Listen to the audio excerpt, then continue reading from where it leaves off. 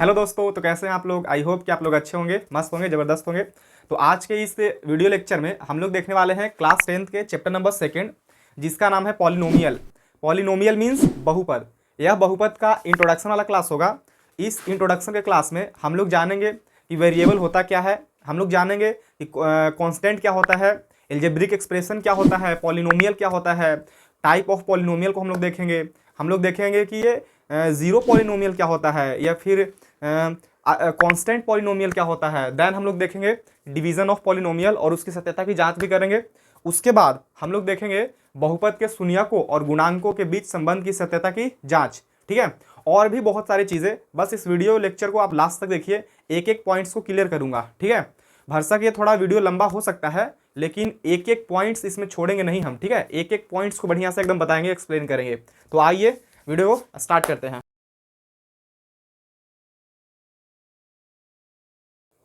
देखिए मुन्ना, सबसे जो पहला पॉइंट है वो है चर।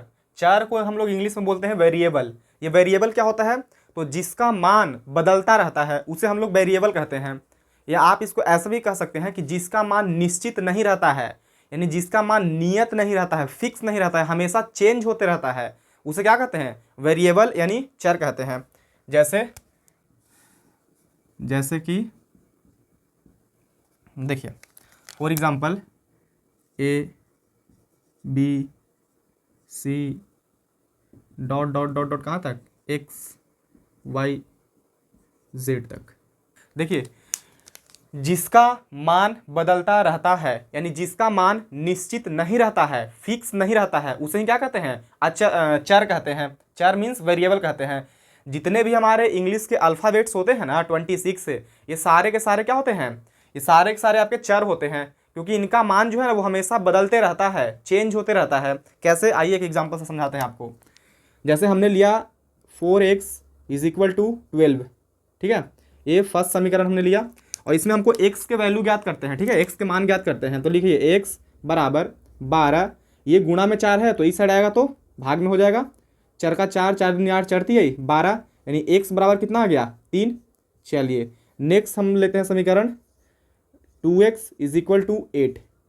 अब देखो x के हमको मान निकालना है, तो x is equal to 8 upon क्या हो जाएगा 2, 2 नीचे आएगा ना डिवाइड में, तो 2 4 क्या होता है 8, यदि 2 4 8, तो x इज इक्वल टू आ गया 4।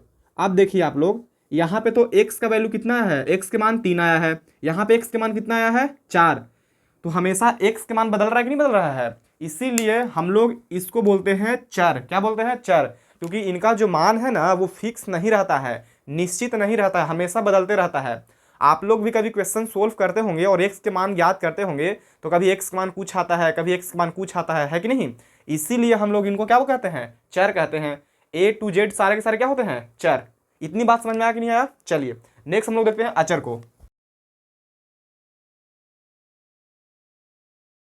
सेकेंड जो हमारा पॉइंट है वो है अचर।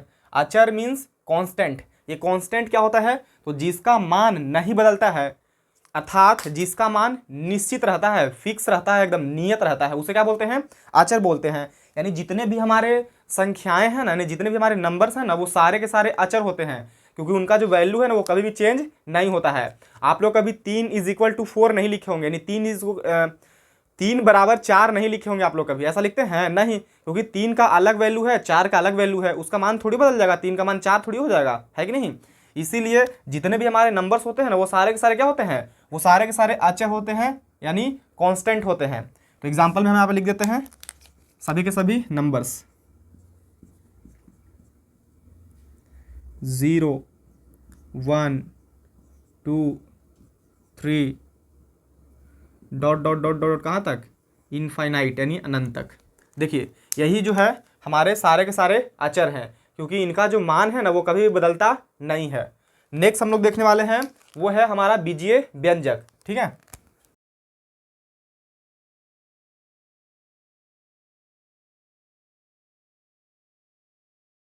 देखिए जो हमारा तीसरा पॉइंट है वो है बीजीय व्यंजक, यानी इसको इंग्लिश में बोलते हैं एल्जेब्रिक एक्सप्रेशन। एल्जेब्रिक एक्सप्रेशन होता क्या है, तो चर, अचर और गणितीय संक्रियाओं के जो मिश्रण होता है ना, उसी को हम लोग बोलते हैं एल्जेब्रिक एक्सप्रेशन, यानी बीजीय व्यंजक।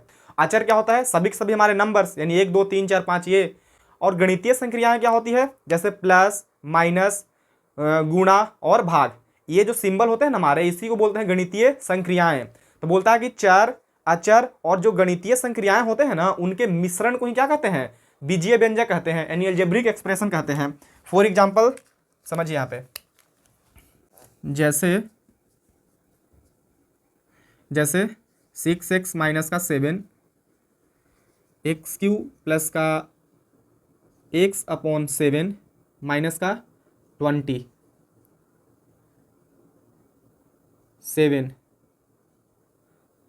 x³। चलिए ETC, देखिए ये जो लिखा गया है 6x माइनस का 7, ये हमारा एक बीजीय व्यंजक है। क्यों बीजीय व्यंजक है, क्योंकि डिफिनेशन कहता है कि चर, अचर और गणितीय संक्रियाओं के मिश्रण को बीजीय व्यंजक कहते हैं। तो देखिए यहाँ पे चर भी है, एक्स है कि नहीं, यहाँ पे 7 क्या है आपका, अचर है, 6 भी अचर है, और देखिए यहाँ पे माइनस को जो चिन्ह आ रहा है ना, वो क्या है आपका, गणितीय संक्रियाएं हैं, है कि नहीं, इसीलिए इसको हम लोग क्या बोलेंगे, बीजीय व्यंजक, यानी अलजेब्रिक एक्सप्रेशन। तो ये सारे के सारे आपके क्या है जी, बीजीय व्यंजक है।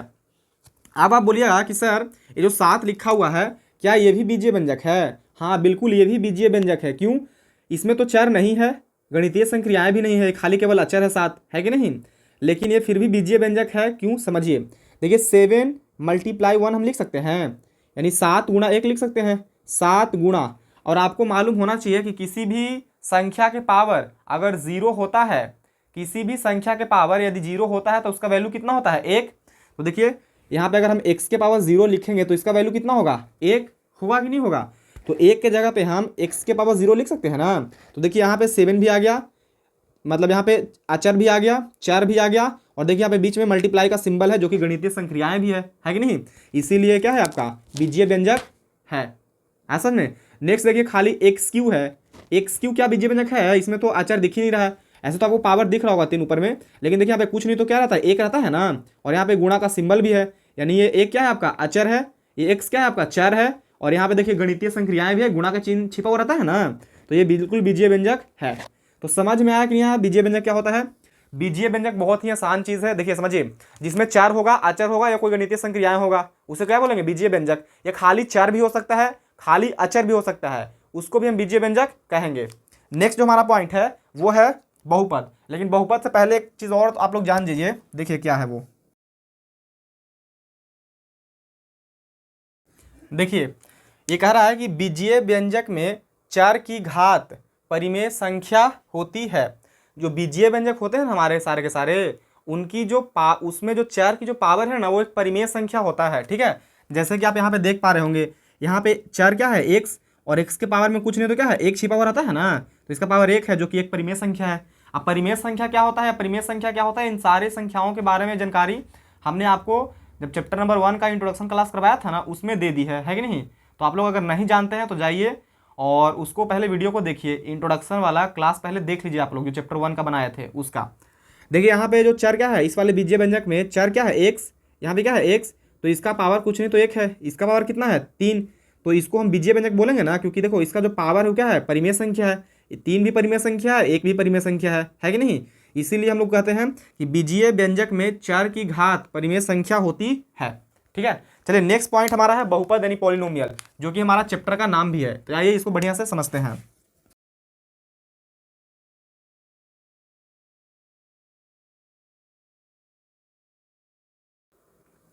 देखिए हमारा जो चौथा पॉइंट है वो है बहुपद। बहुपद मीन्स पॉलिनोमियल।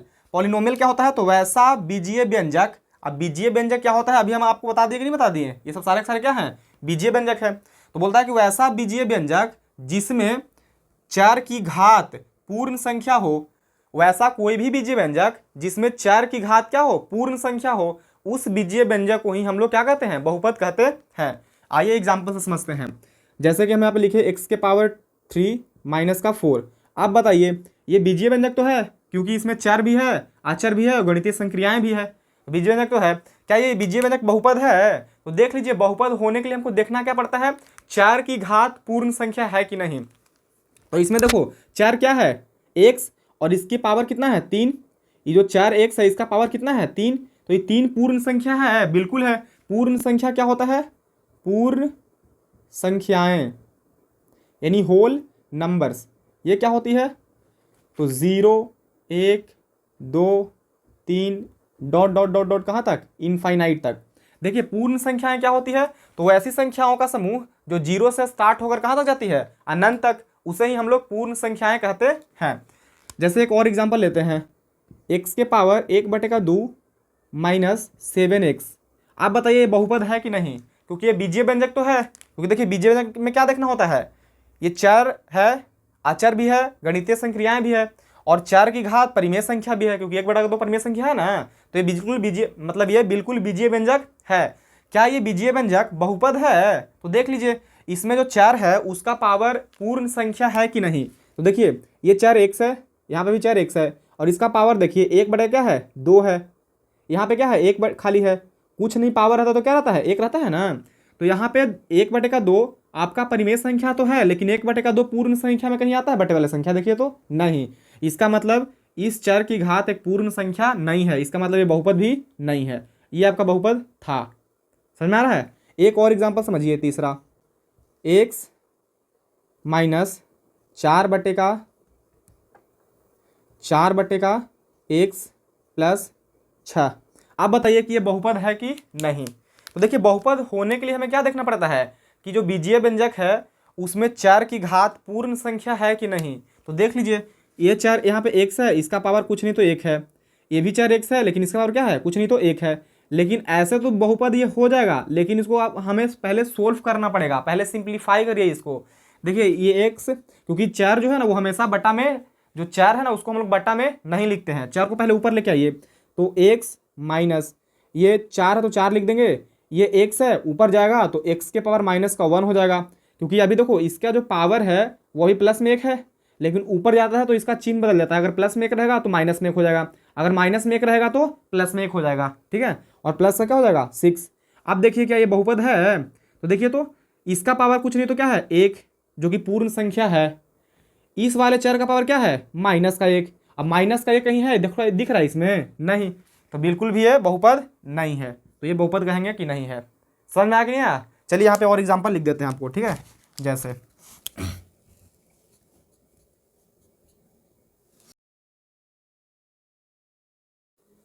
चलिए देखिए यहाँ पे हम लिख दिए हैं बहुपद का एग्जाम्पल यानी उदाहरण।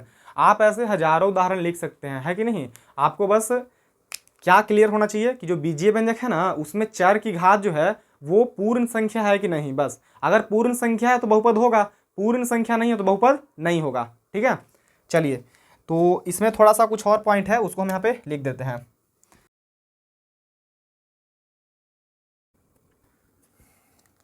चलिए देखिए यहाँ पे हम लिख दिए कि बहुपद में 4 की घात एक पूर्ण संख्या होती है। जो बहुपद होता है ना उसमें जो 4 होता है ना उसका घात क्या होता है? एक पूर्ण संख्या होता है। चलिए तो नेक्स्ट हम लोग पॉइंट देखते हैं।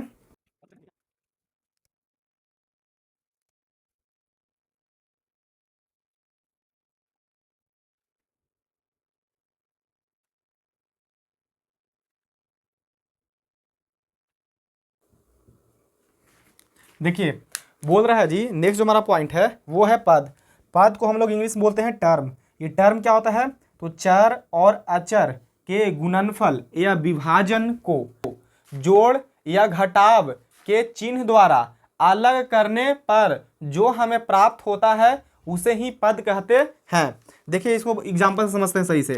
बोल रहा है कि चर या अचर के, चर या अचर का या अचर के गुणनफल या विभाजन को, तो पहले गुणनफल और विभाजन तो समझ में आता ही होगा आप लोगों को। जैसे हम लिखे यहाँ पे 4 एक है क्या जी? x, और एक हमने अचर लिख दिया 4 यानी 4। अब इसको गुणा कर दीजिए और जो प्राप्त होगा उसी को तो गुणनफल बोलेंगे, है कि नहीं। तो 4 में 1 से गुणा करेंगे तो 4x, तो ये 4 और अचर क्या हो गया? गुणनफल हो गया। विभाजन क्या होता है? जैसे हमने एक लिया 4 और उसमें भाग दे दिया कितना से? 7 से। देखिए ये 4 है और ये अचर है, इसका क्या हो गया? विभाजन हो रहा है, तो इसको हम लोग बोलेंगे विभाजन, है कि नहीं। तो 4 या अचर के गुणनफल या विभाजन को प्लस या माइनस के चिन्हों द्वारा, प्लस या माइनस के चिन्हों द्वारा अलग किया जाता है, या अलग करने पर जो चीज़ हमें प्राप्त होती है ना उसे ही क्या बोलते हैं हम लोग? पद कहते हैं। जैसे कि देखिए यहाँ पे प्लस का सिंबल है, तो देखो एक पद इधर हो गया और एक पद इधर हो गया। यहाँ पे देखो ये माइनस का सिंबल है, जो कि प्लस या माइनस का सिंबल क्या करता है, पद को अलग करता है ना। तो यहाँ पे माइनस का सिंबल है, ये किसका सिंबल है, प्लस का। तो एक पद इधर हो गया, एक पद इधर और एक पद इधर, यानी इसमें कुल 3 पद है। इसमें कितने पद था, 1 2, इसमें केवल 2 पद है। इसमें देखिए 1 2 3, इसमें कुल 3 पद है। देखो ये प्लस का चिन्ह है और ये माइनस का चिन्ह है। तो प्लस का चिन्ह और माइनस का चिन्ह क्या करता है, पद को अलग अलग डिवाइड कर देता है, यानी बांट देता है। समझ में आया कि नहीं आया। चलिए एक और एग्जांपल समझते हैं इसको बढ़िया से। 4x³ माइनस का 3x प्लस का 40। अब बताइए कि इसमें कुल कितने पद है। आप देख पा रहे होंगे कि एक पद ये है, एक पद ये और एक पद ये, कुल 3 पद है इस वाले बहुपद में। नेक्स्ट देखिए x² प्लस का 4x² माइनस का 30। आप बताइए कि इस वाले बहुपद में कुल कितने पद है। तो देखिए ये प्लस का सिंबल है, ये माइनस का सिंबल है, तो एक पद इधर हो गया, एक पद ये और एक पद ये। तो आप बोलिएगा सर इसमें कुल 3 पद है, जो कि क्या है, गलत है। गलत क्यों है, क्योंकि देखिए समान घात वाला ना जो पद होता है वो क्या होता है, आपस में जुड़ता है, यानी ऐड होता है। जुट भी सकता है या घट भी सकता है, यानी लाइक जो टर्म होते हैं ना वो आपस में क्या होते हैं, ऐड होते हैं। तो देखिए यहाँ पे एक गो x² है और यहाँ पे 4 गो x² है, तो 4 और 1 5 गो x² हो जाएगा और माइनस का 30। अब देखिए इसमें ये कितने पद वाला बहुपद था, 2 पद वाला, एक इधर और एक इधर, और आप बता रहे थे इसको 3 पद वाला। तो गलत हो जाता कि नहीं हो जाता। इसीलिए पहले आप दिए गए बहुपद को देखिए कि ये सिंप्लीफाई हो रहा है, यानी इसको छोटा हम कर सकते हैं। अगर कर सकते हैं तो पहले उसको छोटा कर लेंगे, उसके बाद बताएंगे कि इसमें कुल कितने पद है। ठीक है, तो इस वाले बहुपद में केवल 2 ही पद था। आया समझ में कि नहीं आया समझ में, क्या पद होता है, समझ में आया कि नहीं कि पद होता क्या है। ठीक है, चलिए नेक्स्ट अब चलते हैं हम लोग, देखते हैं कोफिशिएंट यानी गुणांक को।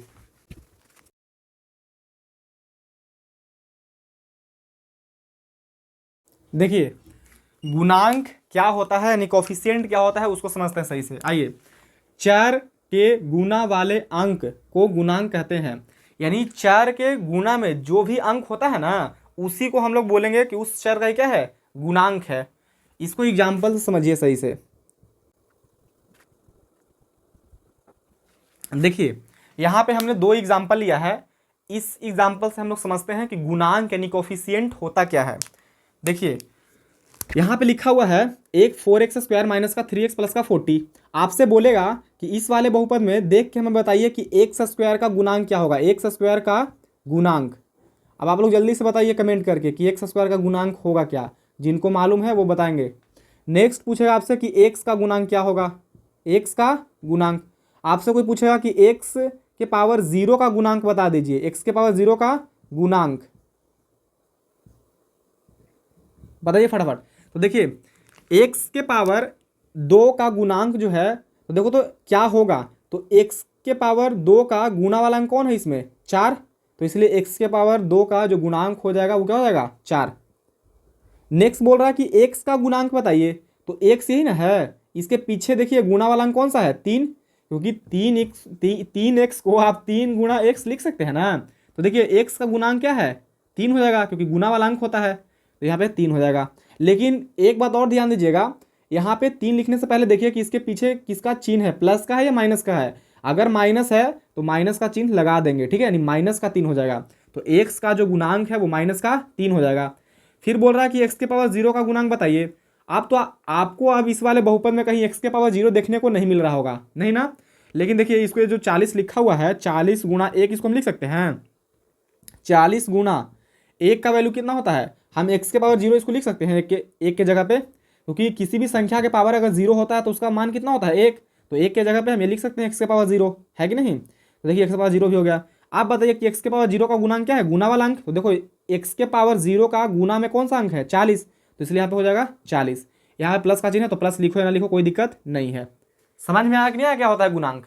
गुणांक यानी कोफिशिएंट क्या होता है मुन्ना, वो बिल्कुल बढ़िया से समझ में आ गया होगा। नहीं आया है तो फिर से एक बार देख लीजिए। इस वाले बहुपद में x³ का गुणांक बताना है, x का गुणांक बताना है, x² का गुणांक बताना है और x के पावर 0 का गुणांक बताना है। आप बताइए फटाफट। देखिए तो x³ का गुणांक यानी x³ के पीछे वाला अंक क्या है, कुछ नहीं तो 1 रहता है ना, इसलिए 1 हो जाएगा। x का गुणांक, x कहाँ है इधर, देखिए यहाँ पे x है, x का गुणांक क्या हो जाएगा, x के पीछे क्या है ये 7, यानी x के गुना में क्या है 7, लेकिन इसके पीछे क्या लगा हुआ है माइनस, यानी माइनस का 7 हो जाएगा। x² का गुणांक पूछा था, x² यही है, इसके पीछे वाला गुना वाला अंक क्या है, कुछ नहीं तो 1 है, और इसके पहले क्या है माइनस, यानी माइनस का 1 हो जाएगा। आप बोला था कि x के पावर 0 का गुणांक क्या होगा, तो देखो इसको हम लिख सकते हैं ना 10 गुणा x के पावर 0, तो इसलिए x के पावर 0 का गुणांक क्या हो जाएगा 10, तो 10 लिख देंगे। लेकिन इसके पीछे माइनस है तो माइनस लगाना बहुत ही ज़्यादा जरूरी है। तो ये हो गया x का गुणांक, ये हो गया x का गुणांक, और ये हो गया x स्क्वायर का गुणांक, और ये हो गया x के पावर 0 का गुणांक। आप गुणांक या कोफिशिएंट में किसी को कोई दिक्कत तकलीफ नहीं होना चाहिए। तो चलिए नेक्स्ट जो हम लोग देखते हैं वो है टाइप ऑफ पॉलिनोमियल, यानी बहुपद के प्रकार को देखते हैं। आइए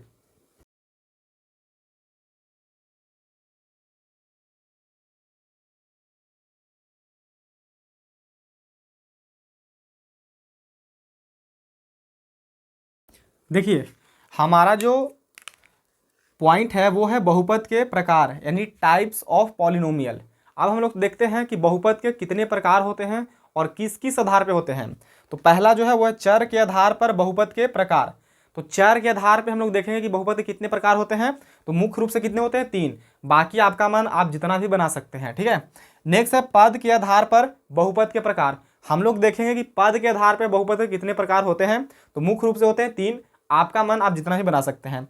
नेक्स्ट है घात के आधार पर बहुपद के प्रकार। तो ये भी कितने होते हैं 3। तो आइए इनको हम बारी बारी से देखते हैं। तो आप लोग सबसे पहले इतना जो लिखवाए हैं इसको कॉपी कर लीजिए, उसके बाद हम लोग देखते हैं बहुपद के प्रकार को चर के आधार पे, पद के आधार पे और घात के आधार पे। तो जल्दी से कॉपी कर लीजिए।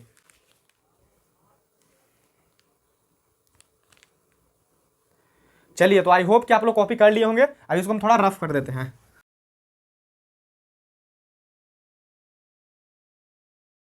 हाँ, तो देखिए अब हम लोग देखते हैं बहुपद के प्रकार को। पद के आधार पे कितने होते हैं, चर के आधार पे कितने होते हैं और घात के आधार पे कितने होते हैं। सारे के आधार पे 3 3 ही होते हैं। तो आइए देखते हैं उनको सही ढंग से। तो पहला जो हमारा है वो है पद के आधार पे, माफ कीजिएगा चर के आधार पे।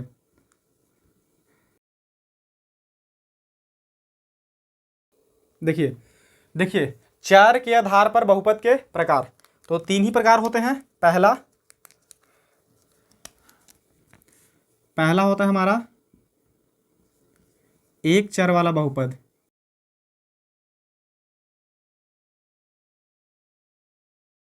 देखिए हम लोग देख रहे हैं चर के आधार पर बहुपद के प्रकार।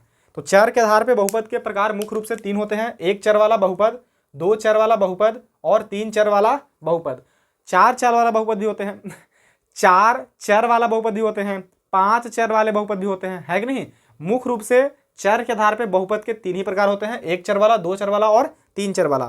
तो देखिए क्या हो, एक चर वाला बहुपद किसे कहेंगे, तो वैसा बहुपद जिसमें एक चर हो उसे एक चर वाला बहुपद कहेंगे।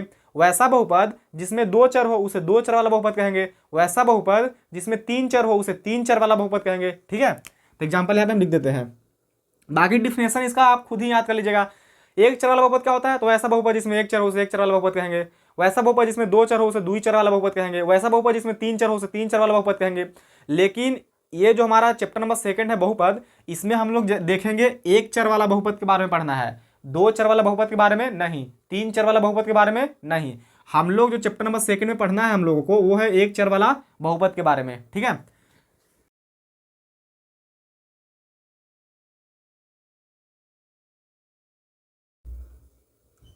देखिए यहाँ पे हमने एक चर वाला बहुपद, 2 चर वाला बहुपद और 3 चर वाले बहुपद के एग्जाम्पल लिख दिए हैं, आप लोग देख लीजिएगा। एक चर वाला बहुपद जिसमें एक चर हो, देखो इसमें एक चर है खाली, एक्स एक्स एक्स, है कि नहीं। अब ये मत सोचिएगा कि सर एक तो यहाँ पे एक्स, एक यहाँ पे एक्स है तो इसमें तो 2 चर हो गए, नहीं। ये तो एक ही जाति के हैं ना, समान ही जाति के हैं, एक्स एक्स है, इसलिए इसको एक चर वाला बहुपद ही कहेंगे। 2 चर वाला बहुपद देखिए, इसमें क्या है एक्स, इसमें क्या है वाई, यानी इसमें केवल 2 ही चर है इस वाले बहुपद में, एगो एक्स चर है और एगो वाई चर है, यानी ये 2 चर वाला बहुपद है। इसमें देखिए एक्स क्यों है, माइनस के वाई है, और कहीं है इसमें चर नहीं, तो एक चर यहाँ एक चर यहाँ, तो 2 चर हो गया, यानी 2 चर वाला बहुपद है ये। इसमें देखिए एक्स वाई जेड, इसमें 3 चर है, 1 2 3, इसलिए इसको 3 चर वाला बहुपद कहेंगे, ठीक है। चलिए नेक्स्ट हम लोग देखते हैं पद के आधार पर बहुपद के प्रकार।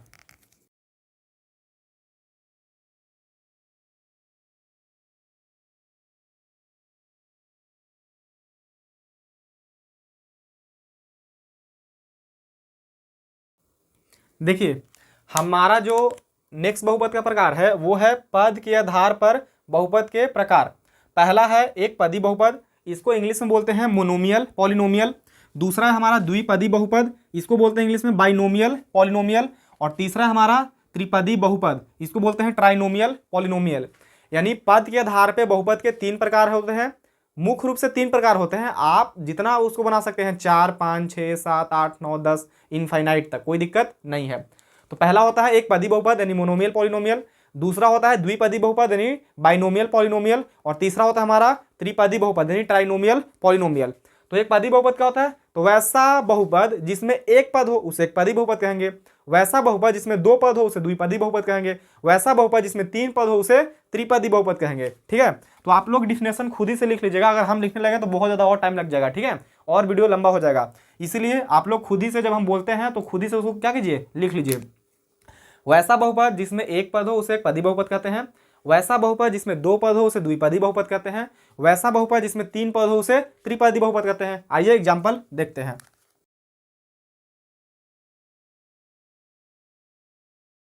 देखिए, तो इसके हमने एग्जाम्पल लिख दिया है। पहला है 4x, क्योंकि इसमें एक ही पद है इसलिए एक पदी बहुपद बोलेंगे। या खाली 10 यहाँ पे लिखा हुआ है, ये भी एक पदी बहुपद है। x क्यों लिखा हुआ है, इसमें भी केवल एक ही पद है इसलिए इसको एक पदी बहुपद कहेंगे। नेक्स्ट है 7x माइनस का 10, इसमें कितने पद हैं, 2 पद है। एक पद आपका ये रहा और दूसरा पद ये, तो एक पद और एक पद यहाँ, तो 2 पद हो गया कि नहीं, इसलिए इसको हम लोग बोलेंगे द्विपदी बहुपद। देखिए एक पद यहाँ एक पद यहाँ, तो इसमें कुल कितने पद हो गए, 1, 2, इसलिए इसको हम लोग बोलेंगे द्विपदी बहुपद।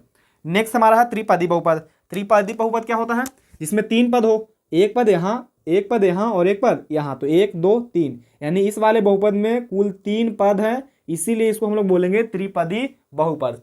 तो हमको नहीं लगता कि आप लोगों को यहाँ तक कोई दिक्कत तकलीफ होगा। तो चलिए नेक्स्ट हम लोग देखते हैं तीसरा प्रकार, जो कि है घात के आधार पे बहुपद के प्रकार। तो आइए उसको देखते हैं।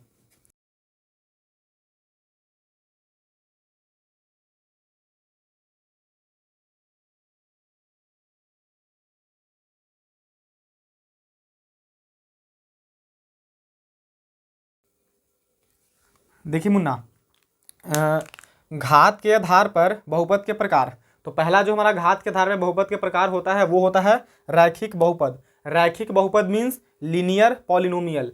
लीनियर पॉलिनोमियल क्या होता है, तो वैसा बहुपद जिसमें चर की अधिकतम घात 1 हो, वैसा बहुपद जिसमें चर की अधिकतम घात कितना होना चाहिए, 1 होना चाहिए, उसे हम लोग बोलेंगे लीनियर पॉलिनोमियल यानी रैखिक बहुपद। और रैखिक बहुपद को हम लोग बोलते हैं क्या जी, एक घातीय बहुपद। एक घातीय बहुपद कह लीजिए या रैखिक बहुपद कह लीजिए, बात क्या है, बराबर। ठीक है,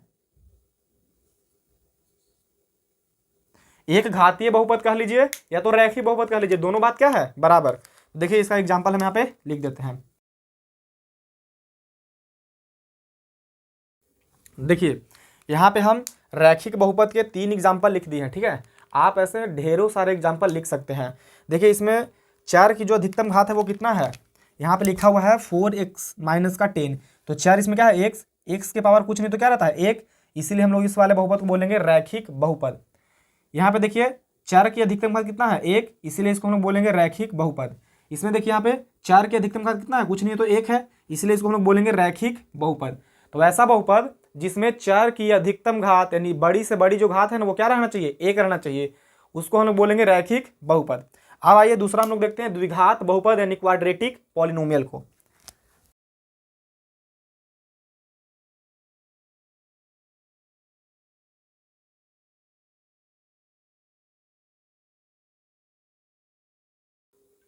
देखिए जो हमारा दूसरा प्रकार है वो है द्विघात बहुपद, इसको इंग्लिश में बोलते हैं क्वाड्रेटिक पॉलिनोमियल। क्वाड्रेटिक पॉलिनोमियल क्या होता है, द्विघात बहुपद क्या होता है, तो नाम से ही पता चल रहा है कि वैसा बहुपद जिसमें चर की जो बड़ी घात है ना वो 2 होना चाहिए, वैसा कोई भी बहुपद जिसमें चर की अधिकतम घात 2 हो उसे द्विघात बहुपद कहेंगे। जैसे कि देखिए x माइनस का वाई स्क्वायर प्लस का 10। अब देखिए ये जो बहुपद है इसमें चर के अधिकतम घात कितना है, देख लीजिए यहाँ पे आपको देख रहा होगा चर x और एक दिख रहा होगा y, इसका है पावर 2 और इसका पावर क्या है 1, तो इसमें चर की अधिकतम घात देखना है ना, तो चर की सबसे बड़ी घात क्या है इसमें 2, इसीलिए इसको बोलेंगे द्विघात बहुपद। ठीक है, तो इसका एग्जाम्पल हम यहाँ पे नीचे लिख देते हैं।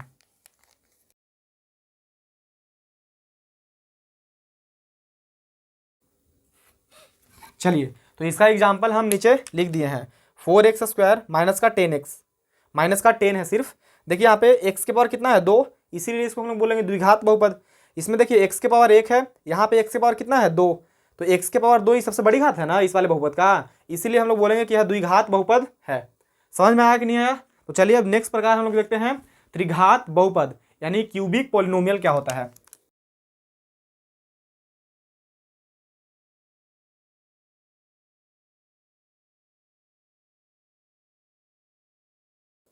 देखिए यहाँ पे हम लोग देख रहे हैं त्रिघात बहुपद। त्रिघात बहुपद यानी क्यूबिक पॉलिनोमियल, ये क्या होता है? तो ऐसा बहुपद जिसमें चर की सबसे बड़ी घात 3 हो उसे ही त्रिघात बहुपद कहते हैं, यानी क्यूबिक पॉलिनोमियल कहते हैं। इसका एग्जाम्पल भी हमने यहाँ पे लिखा है 7x माइनस का एक्स क्यू प्लस का 10। यहाँ पे देखो तो चर क्या है आपका x है, यहाँ पे चर क्या है x, यहाँ पे चर की जो घात है वो 1 है, यहाँ पे चर की घात कितना है 3, तो सबसे बड़ी घात ना, तो चर की सबसे बड़ी घात क्या है इसमें 3 है, इसीलिए इसको हम लोग बोलेंगे त्रिघात बहुपद। नेक्स्ट है आपका एक्स स्क्वायर माइनस का 10 माइनस का एक्स क्यू, तो इसमें देखो तो चर की सबसे बड़ी घात देखो तो इसमें चर क्या है एक्स है कि नहीं, तो इसका जो पावर है वो 2 है, इसका पावर कितना है 3, तो चर की सबसे बड़ी घात क्या है इसमें 3, इसीलिए इसको हम बोलेंगे कि यहाँ से जो बहुपद दिखा गया है ना ये पूरा का पूरा क्या है त्रिघात बहुपद है। समझ में आया कि नहीं आया? देखिए बहुपद के हमने देखा प्रकार, पहला देखा चर के आधार पे, दूसरा देखा पद के आधार पे और तीसरा देखा घात के आधार पे। चर के आधार पे बहुपद के 3 प्रकार होता है, एक चर वाला बहुपद, 2 चर वाला बहुपद और 3 चर वाला बहुपद। जिसमें एक चर होगा उसे एक चर वाला बहुपद, जिसमें 2 चर होगा उसे 2 चर वाला बहुपद, जिसमें 3 चर होगा उसे 3 चर वाला बहुपद कहेंगे।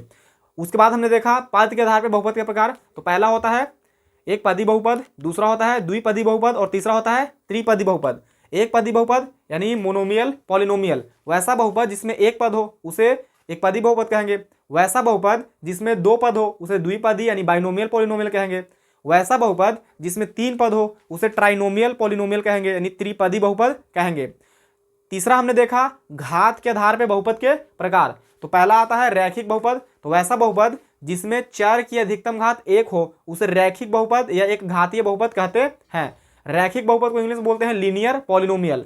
उसके बाद देखा हमने दूसरा द्विघात बहुपद, तो वैसा बहुपद जिसमें चर की अधिकतम घात 2 हो उसे द्विघात बहुपद यानी क्वाड्रेटिक पॉलिनोमियल कहते हैं।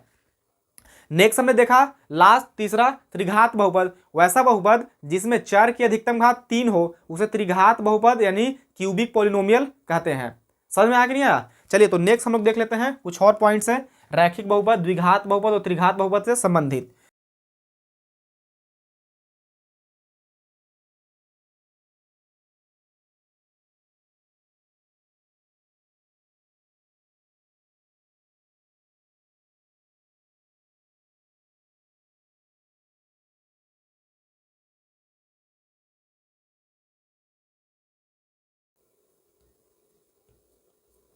देखिए रैखिक बहुपद, द्विघात बहुपद और त्रिघात बहुपद से संबंधित कुछ यहाँ पे पद है यानी कुछ चीजें लिखा गया, उसको थोड़ा सा सही से देख लेते हैं। देखिए बोल रहा है कि रैखिक बहुपद का व्यापक रूप, यानी रैखिक बहुपद का जो जनरल फॉर्म होता है ना, यानी व्यापक रूप क्या होता है? व्यापक रूप कहने का मतलब ना कि वो जो रैखिक बहुपद है ना वो किस तरीके का दिखता है, उसका जनरल फॉर्म क्या है। ठीक है, तो रैखिक बहुपद का जो व्यापक रूप है वो होता है ए एक्स प्लस का बी, ए एक्स प्लस के बी के रूप का दिखेगा कौन? रैखिक बहुपद। जहां a is not equal to 0, यानी ए जो है ना ये वाला वो 0 के बराबर नहीं होना चाहिए, और ए व बी यानी ए और बी वास्तविक संख्या है।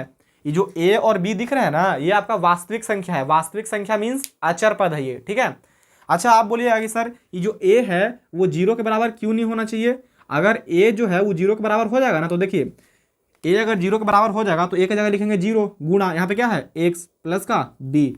आप देखिए तो 0 में एक्स से गुना होगा तो 0 हो जाएगा प्लस का बी, यहाँ पे अब इसको जोड़िएगा तो क्या आएगा खाली बी। अब बी खाली हो जाएगा तो ये रैखिक बहुपद बचा, इसमें तो चर है या नहीं है, जब चर नहीं है तो इसको क्या बोलेंगे हम लोग? अचर बहुपद। इसको भी हम लोग देखेंगे। ठीक है, तो इसलिए इसको हम लोग बोलते हैं कि ए जो है ना वो 0 के बराबर नहीं होना चाहिए।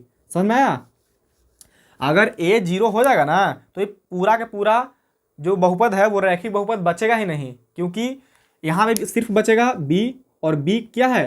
केवल बी जो है वो वास्तविक संख्या है ना, वास्तविक संख्या मतलब अचर पद है, तो खाली अचर बहुपद बच जाएगा, है कि नहीं? इसीलिए इसको हम लोग बोलते हैं कि ए जो है वो 0 के बराबर नहीं होना चाहिए। नेक्स्ट लिखा हुआ है कि रैखिक बहुपद का केवल एक शून्यक होता है। रैखिक जो बहुपद होता है ना लीनियर पॉलिनोमियल, उसका केवल एक ही शून्यक होता है। अब एक शून्य कैसे होता है वो भी बताएंगे हम, शून्य ज्ञात करना भी बताएंगे और एक शून्यक, दो शून्यक और तीन शून्यक, ये सारे चीज़ हम आपको निकाल के भी दिखाएंगे। ठीक है, बस खाली इतना याद रखिए कि रैखिक बहुपद का केवल एक शून्यक होता है।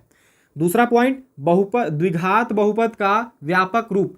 व्यापक रूप मीन्स जनरल फॉर्म, यानी वो दिखता किस तरीके का है द्विघात बहुपद। तो देखिए A x square plus B x plus का सी, जो द्विघात बहुपद है ना उसका जो व्यापक रूप होता है वो होता है a x square plus B x plus c, जहां a is not equal to zero और ए बी सी कोई वास्तविक संख्या है। वास्तविक संख्या मीन्स अचर पद है। ठीक है, तो ये लिखा हुआ है यहाँ पे कि x square plus B x plus c, जहां a is not equal to zero, यानी जो ए है ना वो जीरो के बराबर नहीं होना चाहिए। बाकी बी सी जीरो हो जाएगा तो कोई दिक्कत नहीं है, लेकिन अगर ए जीरो हो जाएगा तो फिर ये द्विघात बहुपद रहेगा ही नहीं। कैसे, समझिए इसको भी। देखिए अगर ए की जगह पे हम जीरो कर देंगे तो जीरो इंटू क्या है ये एक्स स्क्वायर, फिर क्या है प्लस बी एक्स प्लस का सी। आप करिए जीरो में एक्स स्क्वायर से गुना करेंगे तो जीरो प्लस का बी एक्स प्लस का सी। अब जीरो तो वैल्यू है नहीं तो क्या बचेगा बी एक्स प्लस का सी। अब देखिए तो बी एक्स प्लस का सी ये द्विघात बहुपद है नहीं, क्योंकि इसमें चार की घात क्या है एक है केवल। देखिए ये ना चार है आपका एक से, इसका पावर कुछ नहीं तो क्या है एक है, इसलिए इसको हम बोलेंगे रैखिक बहुपद। तो इसलिए बोलते हैं कि जो ए है ना वो जीरो के बराबर नहीं होना चाहिए। अगर ए जीरो हो जाएगा तो फिर ये रैखिक बहुपद बन जाएगा, है कि नहीं, द्विघात बहुपद रहेगा ही नहीं। समझ में आया कि नहीं आया?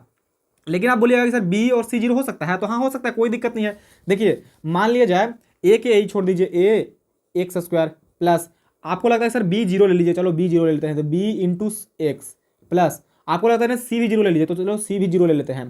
करो ए एक्स स्क्वायर प्लस जीरो में एक्स से गुना करें तो जीरो, और ये जीरो तो जीरो जीरो जीरो का तो जीरो ही आएगा ना। तो ए एक्स स्क्वायर खाली क्या बचा, लास्ट में आपको बचा ए एक्स स्क्वायर, है कि नहीं, जो कि एक द्विघात बहुपद है।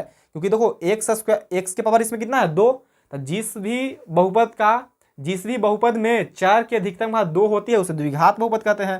तो बिल्कुल ये ए एक्स स्क्वायर द्विघात बहुपद है। समझ में आया कि नहीं आया? ए जीरो नहीं होना चाहिए। ठीक है, बात इतना याद रखना। नेक्स्ट है त्रिघात बहुपद। अच्छा यहाँ पे और कुछ लिखा गया है कि द्विघात बहुपद के दो गुणनखंड और दो शून्यक होता है। जो द्विघात बहुपद होते हैं ना क्वाड्रेटिक पॉलिनोमियल, उसके दो शून्यक और दो गुणनखंड होते हैं। अभी गुणनखंड निकालना भी हम सिखाएंगे और साथ में शून्यक निकालना भी सिखाएंगे, और साथ में बहुपद के शून्यकों और गुणांकों के बीच संबंध की सत्यता भी जांच करके दिखाएंगे। ठीक है, तो आइए देखते हैं नेक्स्ट पॉइंट। नेक्स्ट है त्रिघात बहुपद।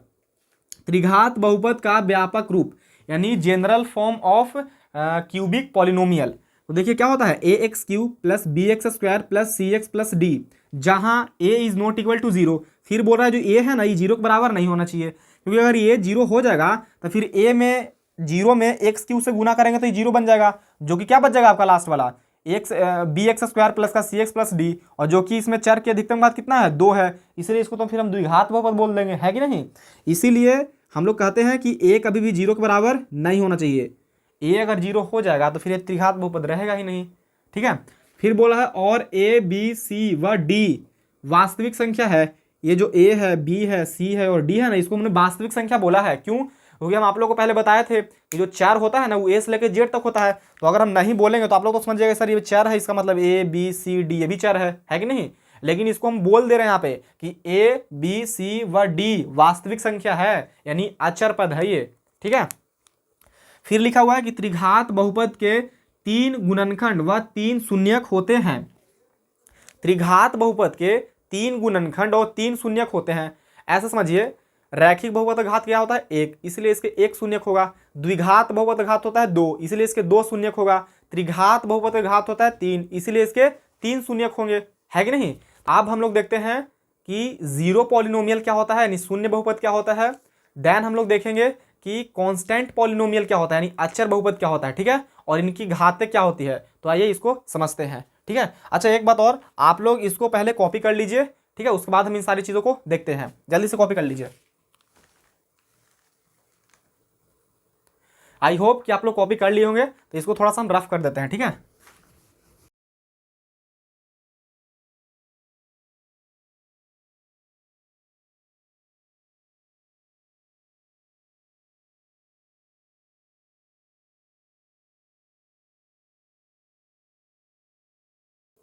देखिए तो जो नेक्स्ट हमारा पॉइंट है वो है अचर बहुपद। अचर बहुपद को हम लोग बोलते हैं कांस्टेंट पॉलिनोमियल। कांस्टेंट पॉलिनोमियल क्या होता है, तो वैसा बहुपद जिसमें चर ना हो, वैसा कोई भी बहुपद जिसमें चर ही ना हो उसे हम लोग क्या बोलेंगे, अचर बहुपद। नहीं तो दूसरा डिफिनेशन है कि वैसा बहुपद जिसमें चर की घात शून्य हो उसे हम लोग क्या बोलेंगे, अचर बहुपद कहते हैं। ठीक है, इसको एग्जांपल से देखिए समझते हैं। जैसे यहाँ पे लिखे हैं 40, इसमें आपको कहीं चर दिख रहा है, इस वाले बहुपद में कहीं आपको चर दिख रहा है नहीं, इसलिए इसको हम लोग क्या बोलेंगे, अचर बहुपद बोलेंगे। इसमें कहीं चर है नहीं, इसलिए इसको हम लोग बोलेंगे अचर बहुपद। अच्छा अभी बोल रहे थे सर कि वैसा बहुपद जिसमें चर की घात शून्य हो उसे हम लोग बोलते हैं क्या जी, अचर बहुपद। तो इसमें तो कहीं चर की घात चार दिख ही नहीं रहा, तो आप शून्य कैसे बोल रहे हैं। तो देखिए ये जो 700 है इसको हम लिख सकते हैं 700 गुना 1, क्योंकि 700 में 1 से गुना करेंगे तो 700 ही मिलेगा, है कि नहीं। और आपको मालूम है कि किसी भी संख्या के पावर यदि 0 होता है तो उसका वैल्यू कितना होता है, 1 होता है। यानी अगर x के पावर 0 हम लिख सकते हैं तो इसका मान क्या होगा, 1 होगा, है कि नहीं। तो 700 के 700 गुना 1 के जगह पे हम x के पावर 0 लिख सकते हैं ना। तो देखिए क्या बन गया, वैसा बहुपद जिसमें चर की घात शून्य हो उसे अचर बहुपद कहते हैं। तो देखो 700 को हम लोग 700 को हमने क्या लिख दिया, 700 गुणा x के पावर 0, तो यहाँ पे चर के पावर 0 हो गया कि नहीं हो गया, इसीलिए इसको हम लोग बोलते हैं शून्य घातीय बहुपद या तो अचर बहुपद। शून्य घातीय बहुपद कह लीजिए या अचर बहुपद कह लीजिए, बात क्या है बराबर। वैसा बहुपद जिसमें चर ना हो उसे अचर बहुपद या शून्य घातीय बहुपद कहते हैं, बात खत्म। चलिए नेक्स्ट हम लोग देखते हैं शून्य बहुपद क्या होता है, यानी जीरो पॉलिनोमियल क्या होता है।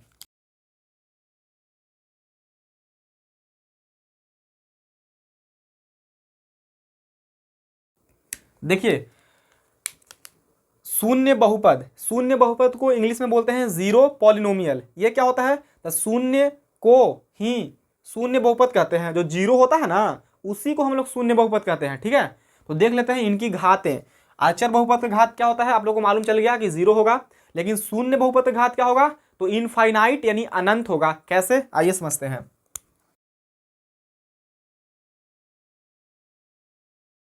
देखिए बोल रहा है कि शून्य बहुपद की घात अपरिभाषित है, यानी शून्य बहुपद की जो घात है ना वो अपरिभाषित, या तो आप इसको बोल सकते हैं अनंत, अपरिभाषित या तो आप बोल सकते हैं अनंत। ठीक है, अपरिभाषित का मतलब क्या होता है, अपरिभाषित का मतलब होता है ना कि जिसे हम परिभाषित नहीं कर सकते हैं, यानी जिसे हम डिफाइन नहीं कर सकते हैं उसे क्या बोलते हैं, अपरिभाषित। कैसे समझिए, जैसे कि एग्जाम्पल पहला, जैसे हमने लिया जीरो। अब जीरो की घात हम बोल रहे हैं कि शून्य बहुपद की घात अपरिभाषित यानी अनंत होता है। कैसे, देखिए जीरो है तो जीरो गुणा, इसमें हम किसी भी, जैसे x के पावर हम 100 से गुणा कर देते हैं। अब इसको जीरो में x के पावर 100 से गुणा करेंगे तो ये लास्ट में गुणनफल इसका क्या मिलेगा, हमको जीरो ही मिलेगा, है कि नहीं। तो देखिए यहाँ पे चर क्या है x और इसका पावर क्या है जीरो, यानी शून्य बहुपद का घात तो भी 100 आ गया। दूसरा लीजिए, दूसरा है शून्य, यानी जीरो गुणा, इस बार x के पावर ले लेते हैं 10। ठीक है, क्योंकि जीरो में x के पावर 10 से गुना करेंगे तो ये गुणनफल इससे क्या मिलेगा, जीरो ही मिलेगा वापस से। अभी देखो शून्य बहुपद का घात क्या है 10। नेक्स्ट देखिए तीसरा, जीरो गुणा x के पावर 1000। अब देखो जीरो में x के पावर 1000 से गुना करेंगे तो जीरो ही मिलेगा, मिलेगा कि नहीं मिलेगा। तो यहाँ पे देखो शून्य बहुपद का घात क्या है 1000, यानी शून्य बहुपद का जो घात है ना वो कुछ भी हो सकता है, 0 1 2 3 4 5 6 7 डॉट डॉट डॉट कहाँ तक, इनफाइनाइट तक, यानी अनंत।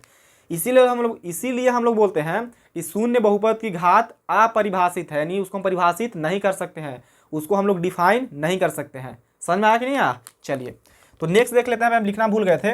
अचर बहुपद का जो घात होता है ना वो शून्य होता है। शून्य क्यों होता है वो तो हमें बता ही दिए थे, दिखा दिए थे आपको, है कि नहीं। खैर यहाँ पे लिख लीजिए एक पॉइंट और। देखिए बोल रहा है कि अचर बहुपद की घात शून्य होता है। जो अचर बहुपद होते हैं ना उनकी जो घात होता है वो क्या होता है, शून्य होता है। अब शून्य कैसे होता है वो हम आपको समझा दिए थे, लेकिन फिर भी एक बार समझा देते हैं। देखिए फॉर एग्जाम्पल एक हम अचर बहुपद ले लेते हैं 7। ठीक है, ये आपका अचर बहुपद है 7। अब इसकी जो घात है वो शून्य है, क्यों, क्योंकि ये अचर बहुपद है। शून्य कैसे सर, देखिए इसको हम लिख सकते हैं 7 गुणा 1, लिख सकते नहीं लिख सकते हैं। अब ये 7 है तो 7 लिखिए गुणा 1 के जगह पे हम x के पावर 0 लिख सकते हैं, क्योंकि अगर किसी के भी पावर अगर 0 होता है तो उसका वैल्यू क्या होता है 1, है कि नहीं। तो देखो यहाँ पे ये अचर है और ये क्या है चर, तो चर के पावर यहाँ पे क्या है 0, इसलिए हम बोलेंगे कि 7 का जो घात है ना 7, जो जो अचर बहुपद है ना 7, इसका जो पावर है ना वो क्या है जी 0 है। ठीक है, चलिए नेक्स्ट पॉइंट हम लोग देखते हैं बहुपद की घात, बहुपद की घात। तो आइए देखते हैं उसको सही से।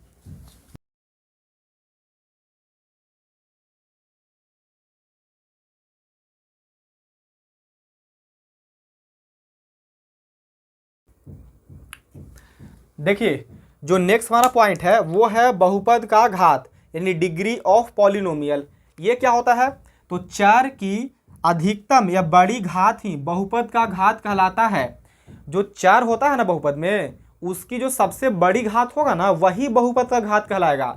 जैसे आपसे कोई पूछेगा कि 4x माइनस का 4 में इस मतलब इस वाले बहुपद का घात बता दो, तो इस बहुपद का घात क्या हो जाएगा। देखिए तो इसमें चर क्या है x, और x की अधिकतम घात क्या है, कुछ नहीं तो 1 है। इसीलिए इस वाले बहुपद का जो घात हो जाएगा वो क्या हो जाएगा 1 हो जाएगा, यानी घात बराबर 1। इस वाले बहुपद में इसका घात बता दो, तो देखिए तो इसमें चर क्या है x के पावर 3, यहाँ पे क्या है चर, मतलब यहाँ पे जो चर है वो x है, यहाँ पे भी चर क्या है x है। इसका पावर क्या है 3, इसका पावर कुछ नहीं तो क्या है 1 है कि नहीं। इसमें तो चर है ही नहीं है, इसलिए इसका पावर क्या हो जाएगा 0। तो सबसे बड़ी घात क्या है 3, तो लिख देंगे घात बराबर 3, घात बराबर 3। नेक्स्ट देखिए इस वाले बहुपद का घात बताइए, तो इसमें देखो चर क्या है x, और इसका पावर कितना है 4, इसीलिए इस वाले बहुपद का जो घात हो जाएगा वो क्या हो जाएगा 4 हो जाएगा, यानी घात बराबर 4। ठीक है, चलिए तो नेक्स्ट हम लोग देखते हैं बहुपद का भाग, यानी डिवीजन ऑफ पॉलिनोमियल को। तो आइए इसको सही तरीके से देखते हैं।